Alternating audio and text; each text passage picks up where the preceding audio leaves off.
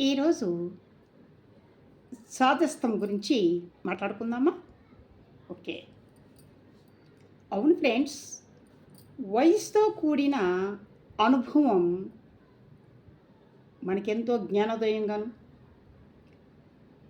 మన ముందున్న తరం వారికి ఎంతో మార్గదర్శకంగాను ఉండాలి కానీ, వయసుతో కూడిన వచ్చిన ఆ అనుభవం కాస్త మరుగున పడిపోయి చపలత్వంగాను, సాదస్తంగాను, ఆ లిమిట్స్ దాటితే కొంచెం మెంటల్ డిప్రెషన్‌గాను ఉండే ప్రమాదం ఉంది సుమా!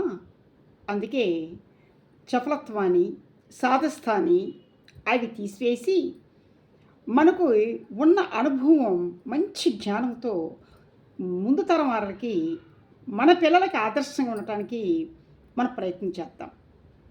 మనకి తెలిసిన విషయాలు ఎన్నో అనుభవంతో కూడినవి వారికి చెప్తాం. వారి జీవితాల్లో కూడా అవి ఎంతో మేలుకరంగాను, ఉపయోగకరంగాను, జీవితం చాలా హ్మ్, సంతోషంగా ముందుకెళ్ళిపోవటంగాను ఉపయోగపడుతుంది. ఓకే ఫ్రెండ్స్, లైక్ చేయటం మర్చిపోకండి. బాయ్.